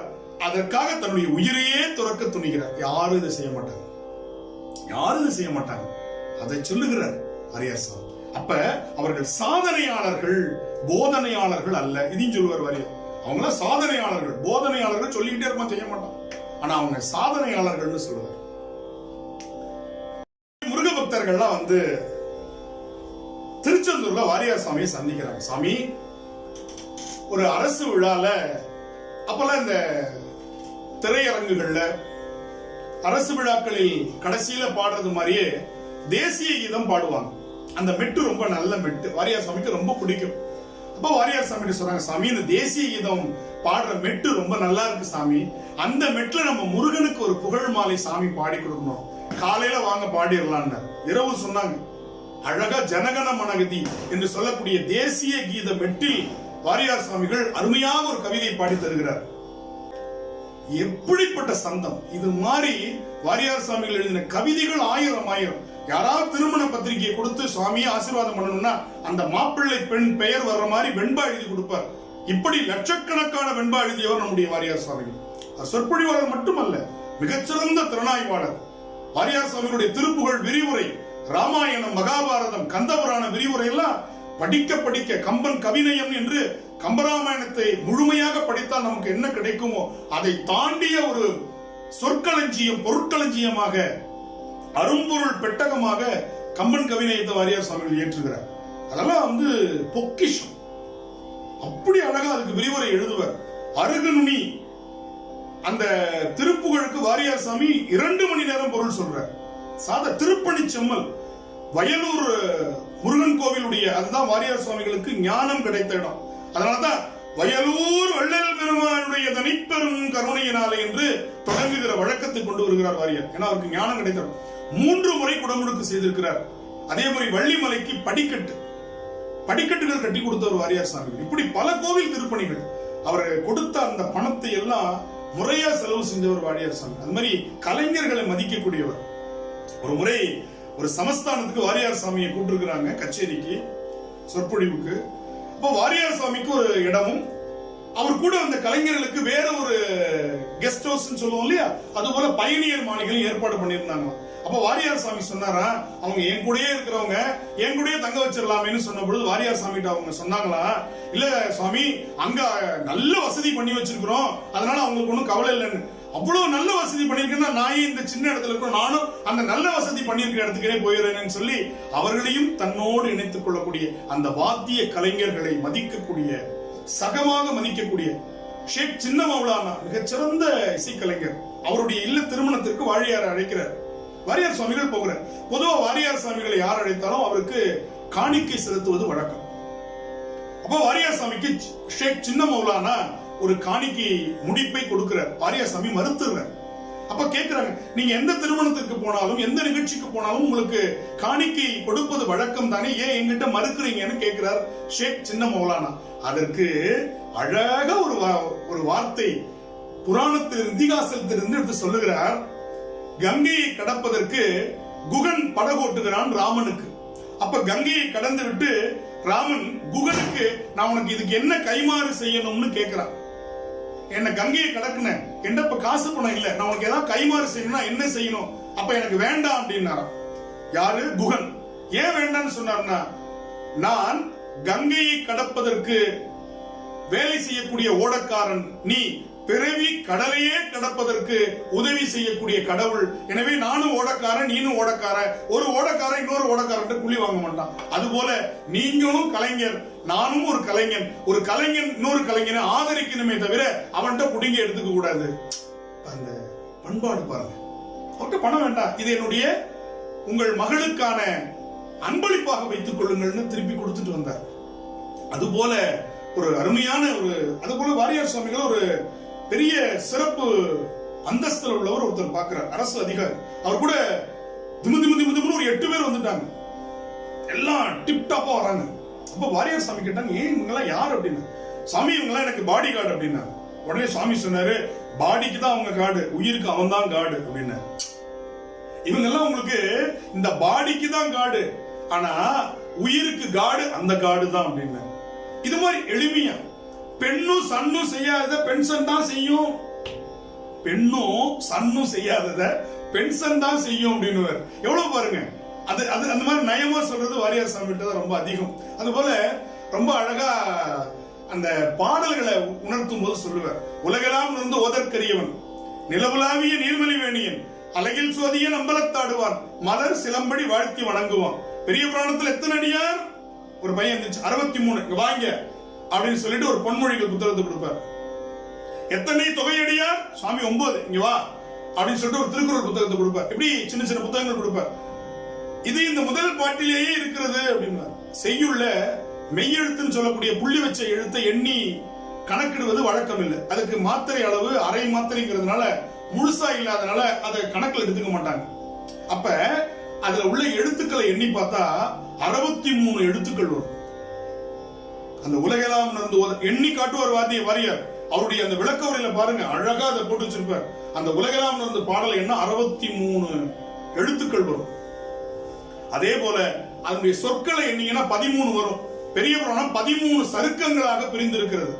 எனவே 13 சருக்கங்களில் 63 நாயன்மார் வரலாற்றை சொன்ன காரணத்தினால் உலகலாம் என்று பெருமான் அடியெடுத்து கொடுத்ததனால் அந்த பாட்டிலேயே என்ன சொல்ல போறோங்கிறத சொல்லிட்டாரு அப்படின்னு ரொம்ப அழகா அதை கொண்டு வந்து காட்டுவார். அதுபோல தேவக்கோட்டையில கந்தசஷ்டி விழால வாரியார் சுவாமிகள் பேசுகிறார். அங்க 1000 அப்படிங்கிறதுக்கு பிள்ளையார்னு சொல்லுவாங்க. உங்களுக்கு ஒரு பிள்ளையார் கொடுத்துறோம் அப்படின்னு சொல்றாரு. ஒரு பிள்ளையார் என்னுடைய வாழ்க்கைக்கு, இன்னொரு பிள்ளையார் கொடுத்தா சமூகத்திற்கு அப்படின்னு வரும். ஏன்னா 2000 அப்படி வாரியார் அவங்களுக்கு நயமா அவங்களுக்கு புரியுற மாதிரி. ஒரு பிள்ளையார்னா 1000 ரூபாய், 2 பிள்ளையார் கொடுத்துருங்க அப்படின்னு வரும். அப்ப அதுக்கு விளக்கம் சொல்றாரு. இப்ப நான் கைத்தல நிறைகனி அப்பமுடு அவல் பொறி அப்படிங்கிற பாட்டை தொடங்கி பேசுறேன். அதுலயே உங்களுக்கு நான் குறிப்பா உணர்த்திட்டேன் 200 என்பதை அப்படின்னு. என்ன அப்படின்னா அதுல வர எழுத்துக்கள் எண்ணிக்கை 200. அதனால 2 பிள்ளையார் 100 200 அப்படிங்கறத 2 பிள்ளையார்னு சொல்லி அந்த கைத்தல நிறைகனி என்ற பாட்டில் 200 எழுத்துக்கள் வருகின்றன என்று சொல்லக்கூடிய 1000 இல்ல 100 பிள்ளையார்னா 100, 2 பிள்ளையார்னா 200 வார்த்தைகள் கொண்ட கைத்தல நிறைகனியை அவர் எண்ணி காட்டுவார். அந்த இடத்துல அதுதான் வாரியார் நடிச்சு காட்டுவார். ஒரு ஆணும் பெண்ணும் பேசும் பொழுது அப்படி நடிச்சு காட்டுவார். ஒரு அரசனும் அரச குமாரியும் பேசுவது அப்படி நடிச்சு காட்டுவார். ஒரு முனிவரும் ஒரு சீடரும் பேசுவது அப்படியே பேசி காட்டுவார். இறைவனும் அடியாரும் பேசுவது அப்படியே நடிச்சு காட்டுவார். உட்கார்ந்த இடத்துல இருந்து அப்படியே அந்த பாவனைகளை நமக்கு புரிய வைப்பார். இதெல்லாம் நம்ம ஒலிச்சித்திரமா தான் கேட்கிறோம். அந்த மாதிரி வாரியார் சுவாமிகிட்ட அந்த நகைச்சுவை உணர்வுன்னு சொல்லுவோம் பாருங்க, அழகா அதை சொல்லிட்டே வருவார். ஏன் வள்ளின்னு பேர் வந்துச்சு? முருகப்பெருமான் வள்ளல், வள்ளல் மனைவி வள்ளி, பொன்னன் மனைவி பொன்னி, தோழன் தோழி, தலைவன் தலைவி. எனவே வள்ளலுடைய மனைவி வள்ளி. ஒரு எளிமையா டக்கு டக்குன்னு புரியுற மாதிரி. மன்மதனை சிவபெருமான் எரிச்சிட்டார். சாக்கிய நாயனார் புராணம் நடத்துறாரு வாரியார், சென்னையில சமாஜத்துல நடத்துறாரு. அப்ப சாக்கிய நாயனார் மறவாது கல்லறிந்த சாக்கியர் தினமும் சுவாமி மேல கருங்கலை தூக்கி போட்டு சுவாமி இதை பூவா எடுத்துக்கோன்னு சொன்னார். அவருக்கு முக்தி கொடுத்தார். ஆனா சிவபெருமான் தவத்தில் இருக்கும் பொழுது மன்மதன் மலர் அம்புகளால எய்தான், அவனை எரிச்சிட்டார். ஏன்னா மனச கல்லா வச்சுக்கிட்டு மலரை அவன் எய்தான், அதனால அவனை எரிச்சிட்டாரு. மனதை மலரா வச்சுக்கிட்டு கல்லெறிந்த சாக்கியருக்கு முக்தி கொடுத்தான்னு சொல்லிட்டு மன்மதனை எரிச்சிட்டாரா. அப்ப ரதி தேவி அழுவுறா. அத ரொம்ப கிண்டலா சொல்லுவார், ரொம்ப கிண்டலா சொல்லுவார். பாடி அழுவுறதுக்கு பாடி கூட இல்ல அப்படின்னு. எவ்வளவு எளிமையா அவருக்கு வருது பாருங்க.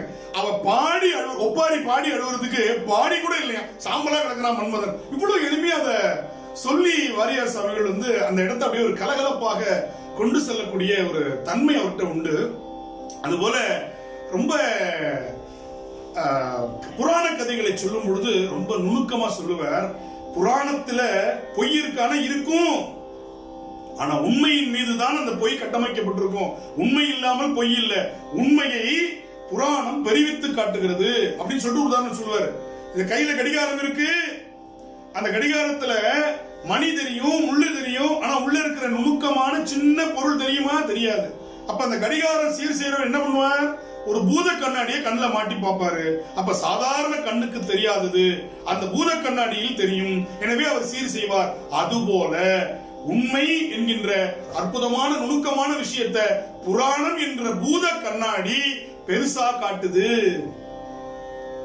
சூரபத்மன் என்ற ஆணவத்தை முருகன் என்ற உயிர் வேலாயுதம் என்ற அறிவால் வென்றது. ஆணவத்தை அறிவால் வென்றது சூரசம்காரம். முடிச்சுவார். நம்ம கிட்ட இச்சா சக்தி வள்ளி, கிரியாசக்தி தெய்வ யானை, ஞான சக்தி வேல் அப்படின்னு சொல்றாரு. எவ்வளவு பாருங்க, தமிழ் மேல தனியாத விருப்பம். மத்த மொழியெல்லாம் படிச்சோம்னா நமக்கு அல்சர் வந்துடும் அப்படின்னு ஒரு வாரியார். திருவனந்தபுரம் சொல்லுங்க, உயிர் இன்னும் கொஞ்ச நாள் இந்த உடம்புல வாழணும் பிரியப்படும். ட்ரிவாண்ட்ரம் அப்படின்னா கிளம்பிடுவோம், இவன்கிட்ட இருந்து நம்ம கஷ்டப்படக்கூடாதுன்னு உயிர் முடிவு பண்ணிடுவோம். இப்படி இப்படியே சொல்லுவார். அழகா நம்முடைய மொழியை அம்மா அப்படி சொல்லி பாருங்க. உயிர் கொஞ்ச நாள் நல்ல மகிழ்ச்சியா இருக்கும். லண்டனுக்கு போயிருந்தார் வாரியார் சாமி, அதை சொல்றாரு. லண்டனுக்கு போயிருந்தேன், அங்க எல்லாரும் ஆங்கிலம் பேசுறாங்க. லண்டன் மாடு மம்மி சொல்லல, மதர் சொல்லல, அம்மான்னு கூப்பிடுது. லண்டன்ல இருக்கிற மாட்டுக்கு தெரியுது இங்க உள்ள அப்படின்னு சொல்லிட்டு நீங்களே புரிஞ்சுக்கிட்டீங்க அப்படின்னு அந்த நயமா அப்படி சொல்லி போறது. அந்த அந்த நுணுக்கம் வாரியார் சாமி. அவர் பாருங்க, தன்னை வாரியார் என்று எங்கேயுமே அவர் கையொப்பம் விட்டதில்லை. கிருபானந்த வாரி, அந்த வாரியார் அப்படின்னு தன்னை அவரே தற்புகழ்ச்சியாக பெருமைப்படுத்திக் கொள்ளவே இல்லை. யாருக்கு கடிதம் எழுதினாலும் கிருபானந்த வாரி அப்படின்னு எடுத்துவார். வாரியார்னு எங்கேயுமே அவர் போட்டதில்லை. வாரியார் சுவாமின்னு எங்கேயுமே அவர் தன்னை வெளிப்படுத்தி தற்புகழ்ச்சியாக அவர் எங்கேயுமே சொன்னதில்லை. அவருடைய கடிதங்களை நீங்கள் பாருங்கள், அவருடைய பாடல்களை பாருங்க, கிருபானந்த வாரி அப்படிதான் முடிச்சிருப்பார்.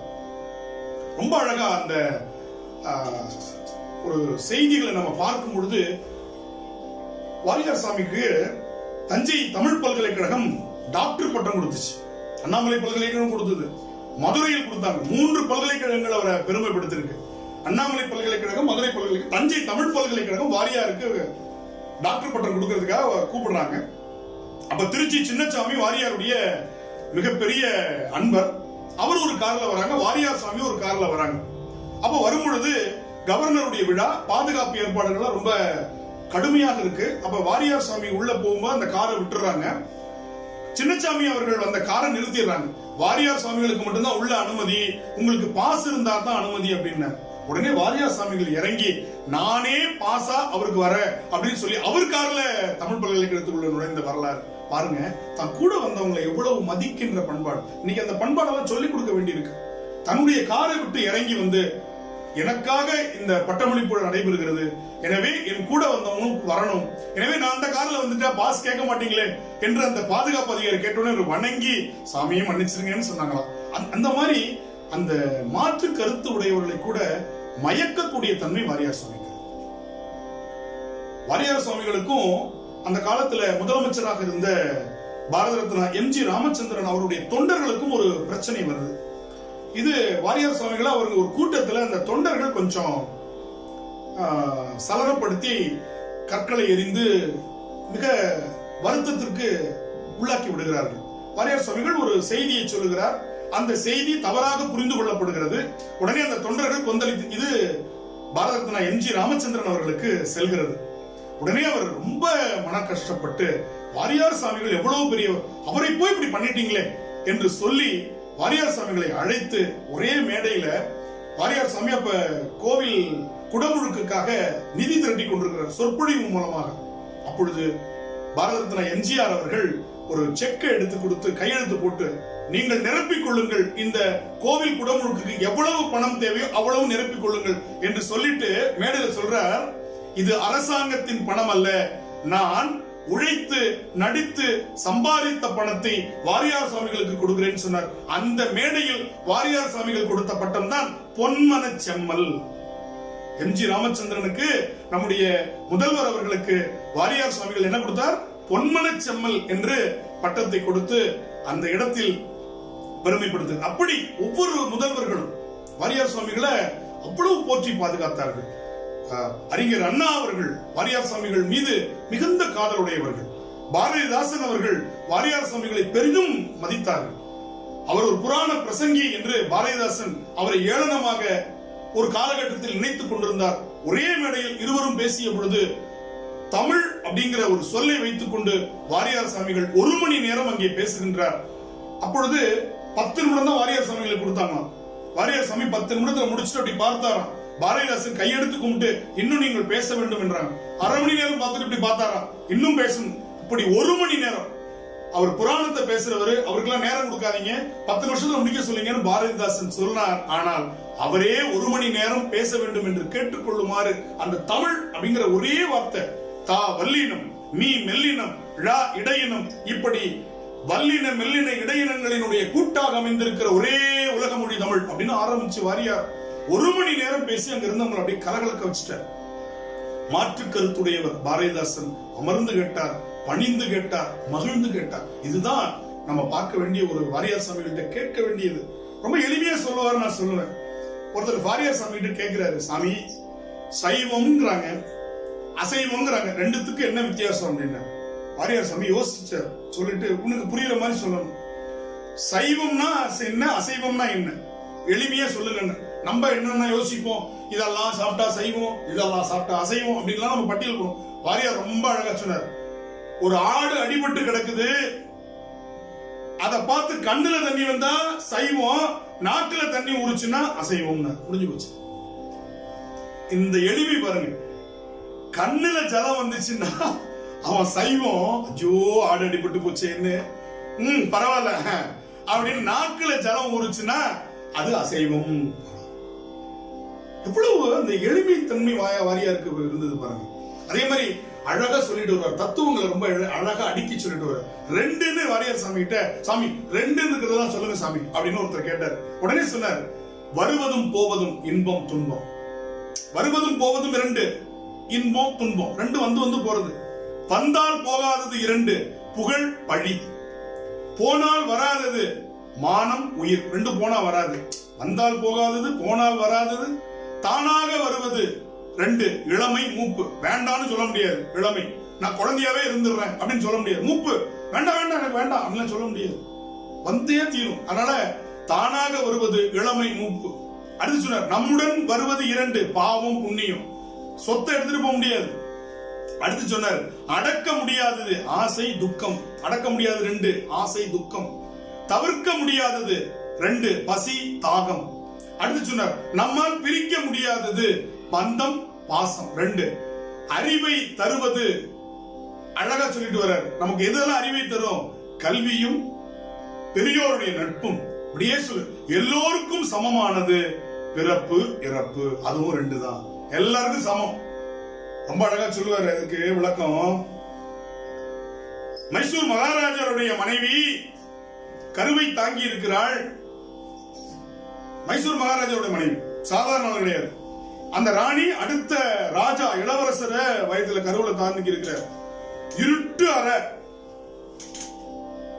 மைசூர் மகாராஜாவுடைய வாரிசு அல்லவா அப்படின்னு ஒரு 0 வாட்ஸ் பல்ப வாய்க்குள்ள நுழைச்சு போட முடியாது. ஒரு குடியானவனுடைய மனைவிக்கு என்ன இருக்கோ அதுதான் அந்த குழந்தைக்கு. பாதாம் பிஸ்தா எல்லாம் சாப்பிடலாம், குழந்தைக்கு ஊட்ட முடியுமா? வயிற்றுல இருக்கிற குழந்தைக்கு முடியாது. அது போல எல்லாருக்கும் பிறப்பு, அடுத்து இறப்பு சொல்லுவார். எத்தனை காலம் அவரை வச்சிருக்க முடியும்? வாழும் மண்ணில் ஒரு உயிரை வீழ்த்துவது எல்லோருக்கும் எளிது, ஆனால் வீழும் உடலை எழுப்புவது ஒரு வேந்தன் நினைக்கணும் ஆகாதையா. ராஜா சொன்னார்னா இன்னும் கொஞ்ச நாள் வாழ முடியுமா? கலவைக புலவரை கொண்டு வருவார், கம்பராமாயணத்தை வரும், சேக்கிழாரை கொண்டு வருவார். திடீர்னு சமஸ்கிருதத்துல ஒரு பாட்டை சொல்லுவார், கந்தபுராணம் சொல்லிக் கொண்டிருக்கும் சொல்லுவார். வேதங்கள் முருகப்பெருமான சொல்றது சுப்பிரமணியம்னு சொல்லலாம். ஒரு பிரமாணத்தை 3 முறைக்கு மேல சொல்லக்கூடாதுங்கிறது வேத நியதி. ஆனா முருகப்பெருமான இன்னும் சொல்லணும்னு வேதங்களுக்கு ஆசை. அதனால என்ன பண்ணுதா, மாத்திரை அளவை கூட்டி கடைசியில சொல்லுதான். முதல்ல சொல்லும்போது சுப்பிரமணியோம் சுப்பிரமணியோம், 3வது சொல்லும்போது சுப்பிரமணியோம். அந்த 4வது சொல்றதுக்கு பதிலா அந்த ஓங்காரத்தை மாத்திரை அளவு நீட்டி, ஏன்னா இசைக்கு மாத்திரை அளவுல டக்குன்னு தொல்காப்பியத்துக்கு போவார். அளவிறந்து உயிர்த்தலும் ஒற்றிசை நீடலும் உளவென மொழிப நரம்போடு சிவனிய இசையின் மறையன். அப்ப இசையுடைய இதுக்கு 2 மாத்திரை 3 மாத்திரை அளவு கிடையாது, அதை சொல்லிக்கிட்டே போகலாம், எவ்வளவு நாள் நீட்டி சொல்லலாம். அது போல வேதம் என்ன பண்ணுது, அங்க சொல்லுது அப்படின்னு அழகா நம்ம மொழியில பூவை போடலாம், தப்பு இல்ல. வெற்றாகி விண்ணாகி நின்றாய் போற்றி, மீளாமே ஆளனை கொண்டாய் போற்றி, ஊற்றாகி உள்ளே ஒளித்தாய் போற்றி, ஓவாத சத்தத்து ஒலியே போற்றி, ஆற்றாகி அங்கே அமர்ந்தாய் போற்றி, ஆரங்கம் நாள் வேதவானாய் போற்றி, காற்றாகி எங்கும் கலந்தாய் போற்றி, கைலை மலையானே போற்றி போற்றி. அப்படி சொல்லி மலர் போடலாம். சிலர் கோவில்ல போனா என்ன சொல்றாங்க, உடனே டக்குன்னு வடமொழிக்கு போவார். வடமொழி கற்று தெரிந்தவர். யோபாம் புஷ்பம் வேத புஷ்பவான் பிரஜாவான் பசுமான் பவதி, சந்திரமாவா அபாம் புஷ்பம் புஷ்பவான் பிரஜாவான் பசுமான் பவதி, ஏவம் வேத யோபாம் ஆயதனம் வேத ஆயதனவான் பவதி. அப்படின்னு சொல்லலாம். ஏன்னா பெருமானுக்கு எந்த மொழியில சொல்றோன்னு இல்ல, எப்படி சொல்றோன்னு தான் போய் சேருது. அப்ப அந்த வடமொழியையும் கற்று தென்மொழியாகிய தமிழையும் நன்றாக அறிந்து, ஆனால் தமிழ் மேல தனியாத காதல்.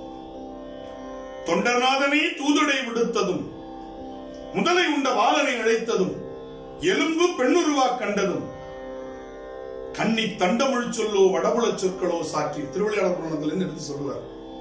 தமிழ் தானே இவ்வளவு செய்தது, தமிழுக்குத்தானே பெருமன் முடியாந்தான், தமிழுக்குத்தானே திருவாரூர் வீதியில தூது போனான் பறவை நாச்சியார் இல்லத்திற்கு. வேற என்ன அர்ச்சனை பாட்டே ஆகும். ஆதலால் மண்மேல் நம்மை சொல் தமிழ் பாடுகின்றார், தூமரை பாடும் வாயார். அப்படி பாடலோடு திருப்புகழை பேசும் பொழுது, அருணகிரிநாதருடைய அந்த புகழை பாடும் பொழுது அப்படியே வாரியார் சுவாமிகள் அப்படியே அருணகிரிநாதராகவே பார்க்கலாம். ஞானசம்பந்தரை பேசும்போது ஞானசம்பந்தராக பார்க்கலாம். ஒவ்வொரு அருளாரையும் கண்ணப்ப நாயனார் பேசும் பொழுது அப்படியே கண்ணப்ப நாயனார் நம்ம கண்ணு மூடி கொண்டு நிற்பார். அந்த கண்ணப்ப நாயனார் அர்ஜுனனாக இருந்து கிராத வடிவமாக பெருமானை எதிர்த்து கண்ணப்ப நாயனாராக பிறந்து 6 நாள்ல முக்தி பெற்ற அந்த வரலாற்றை சொல்லிட்டு வருவார் கண்ணப்ப நாயனார். அதே போல நலாயினி கதை, அதே போல முற்பிறவி கதைகள், வாரியார் சுவாமிகள் பேசின அந்த சொற்பொழிவுகளுடைய ஒலி நாடாக்கள் 1000 நிறைய நமக்கு கிடைக்காம போயிடுச்சு. இன்னைக்கும் நமக்கு நூற்றுக்கணக்கான ஒலி நாடாக்கள் கிடைத்துக் கொண்டிருக்கின்றன. இணையத்தில் கூட நாம் தேடி பார்க்கிறோம். இதெல்லாம் இன்னைக்கு குழந்தைகளுக்கு, இன்று இருக்கக்கூடிய குழந்தைகளுக்கும் அந்த ஒலி நாடாக்கள் மகிழ்ச்சி ஊட்டுகின்றன, அறிவு ஊட்டுகின்றன. குழந்தைகளுக்கு பேசியிருக்கார் வாரியார் சுவாமிகள். முருகனை மற்றும் புராண பிரசங்கியாக மட்டும் அவர் இல்ல, ஒரு மிகப்பெரிய ஆளுமை. வாரியார் சுவாமிகள் என்பவர் மிகப்பெரிய ஆளுமை. சமானம் இல்லாத, அது அவர் வார்த்தை, அடிக்கடி வரக்கூடிய வார்த்தை, சமானம் இல்லாத தவசீலர் அப்படின்னு. சமானம் இல்லாத அருளாளர் யாருன்னா நம்முடைய வாரியார் சுவாமி. அவருக்கு ஒப்பாரும் இல்லை, மிக்காரும் இல்லை. ஏன்னா ஒவ்வொன்றையும் சொல்லும் பொழுது நாளென் செய்யும் விளையன் செய்யும், நம்மை நாடி வந்த கோள் தான் என் செய்யும். இதுல சொல்லிட்டே வந்து சொல்லுவாரு, இதுல நாள் கோள் இதெல்லாம் வினையெல்லாம் சொல்றாரு. நட்சத்திரத்தை ஏன் சொல்லல அப்படின்னா, அதுல உள்ள எழுத்த எண்ணிப்பாரு 27 எழுத்து வரும், அது நட்சத்திரங்கள் அப்படின்னு.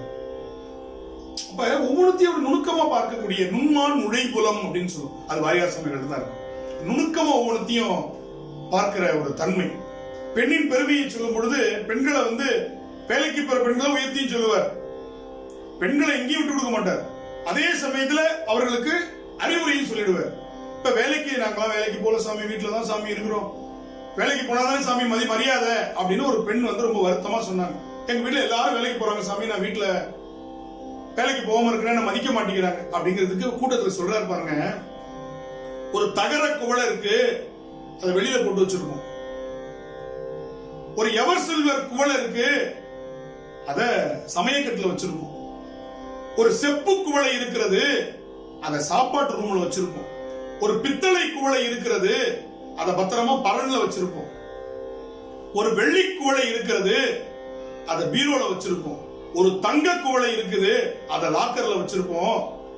லாக்கருக்குள்ள அடைபட்டு இருக்கிறதுங்கிறதுக்காக தங்கம் தாழ்வானது என்றோ, வெளியில இருக்கிறது வெளியே சென்று வருகிறது என்பதற்காக தகரம் உயர்வானது அப்படின்னு எடுத்துக்க வேண்டாம். அவரவர் வினை வழி அவரவர் அனுபவம். எனவே நீ உன்னை தாழ்த்தி கொள்ளாதே அப்படின்னு சொல்லி அவங்களுக்கு அறிவுரை சொல்லுவார். அப்ப ஒவ்வொருத்தருக்கும் அவங்களுக்கு பிடிச்ச மாதிரி பேசுறது வாரியார் சுவாமிகளுடைய ஒரு தனியாத ஒரு கலை. அதனாலதான் தெய்வங்கள் இருக்கக்கூடிய கோபுரத்தில் வாரியார் சுவாமிகளுக்கு சிலை இருக்கிறது. வயலூர் கோபுரத்துல போய் பாருங்க. வாரியார் சுவாமி சொல்லுவார், என்னை அந்த முருகன் வந்து அழைத்து செல்வான்னு சொல்லுவார். அடிக்கடி சொல்லுவார், நான் இந்த மண்ணில் விழமாட்டேன், என்னை அந்த முருகன் தான் அழைத்து செல்ல வேண்டும் அப்படின்னு சொல்லுவார். ரொம்ப எளிமையா சொல்லிக்கிட்டே வரும்போது சொல்லுவார். மனிதன் திருக்குறளை பத்தி பேசும்போது சொல்லுவார், திருக்குறள் விட்டுட்டு வாரியார் எங்கேயும் போக மாட்டார். மனிதன் கடவுளுக்கு சொன்னது திருவாசகம், கடவுள் மனிதனுக்கு சொன்னது கீதை, மனிதன் மனிதனுக்கு சொன்னது திருக்குறள். ஏன்னா அது ரெண்டுலயும் மனுஷன் கேட்க மாட்டான். எனவே இறைவன் மனிதனாகவே பிறந்து மனிதனுக்கு சொன்னது திருக்குறள் பாருங்க. அப்படி சொல்லும் பொழுது வாரியார் சுவாமிகள் வெளிநாட்டில் இருந்து சிகிச்சை முடிந்து விமானத்தில் பயணித்துக் கொண்டிருக்கிறார். விமானத்திலேயே வாரியார் சுவாமிகளுடைய உயிர் முருகப்பெருமானுடைய தாழ் அடைந்தது. அவருடைய அந்த பூத உடலை அனைவரும் தரிசித்து காங்கேய நல்லூரில் சமாதியாக மிக பெரும் ஒரு தியான கோவிலாக வள்ளல் வாரியாருடைய வளாகமாக அதை அமைத்து இன்று வணங்கி கொண்டிருக்கிறார்கள். அந்த ஊரே அவரை வணங்கி கொண்டிருக்கிறது, உலகமே வணங்கி கொண்டிருக்கிறது. அப்பொழுது வாரியாருடன் பயணித்தவர் சிறிது காலம் கழித்து ஒரு எண்ணம் வந்தது. வாரியார் சுவாமியுடைய உயிர் பிரிந்த நேரம் அவர் குறித்து வைத்திருந்தார் விமானத்தில். அப்பொழுது அவருக்கு ஒரு எண்ணம், இது இந்த நேரத்தில் அந்த விமானம் எங்கு பறந்தது என்பதை கண்டுபிடிக்க முடியும் இன்று இருக்கக்கூடிய அறிவியல் யுகத்தில். உடனே அந்த விமான நிலையத்திற்கு சென்று அந்த விமான அதிகாரிடம் பேசி, இந்த நேரத்தில் வாரியார் சாமிகள் வந்த விமானம் எங்கு பறந்தது என்று கேட்டார். அவர்கள் அந்த விமானத்தினுடைய ஓடு தளம் மேலே இருக்கக்கூடிய அந்த லேயர்னு சொல்லுவாங்க, அதை ஆராய்ச்சி செய்து பார்த்த பொழுது திருத்தணியின் மீது பறந்து கொண்டிருந்தது என்று அவர்கள் சொன்னார்கள். கேட்டவர் மயங்கி விழுந்து விட்டார். வாரியார் சுவாமிகளை அவர் குறிப்பிட்டது போலவே முருகன், திருத்தணி முருகன் விண்ணிலேயே இருந்து அவரை எப்படி கண்டது காண துடிப்பது, மண்ணில் வாழும் நாம் மட்டுமா, அனலில் பிறந்து புனலில் தவழ்ந்து புவனம் காக்கும் சிவனின் புதல்வன் முருகன் கருணை பெருகும் கண்கள் கண்டன எடுத்து கொண்டன விண்ணில் என்று சொல்லி திருமுருக கிருபானந்த வாரியார் சுவாமிகள் குறித்து விளம்பியது கடகளவு, விட்டது கடலளவு. விடைபெறுகிறேன். வணக்கம், நன்றி. உருவாய் அருவாய் உள்ளதாய் இல்லதாய் மறுவாய் மலராய் மணியாய் ஒளியாய் கருவாய் உயிராய் கதியாய் விதியாய் குருவாய் வருவாய் அருள்வாய் குகனே. வெற்றிவேல் முருகனுக்கு அரோகரா. திருச்சிற்றம்பலம்.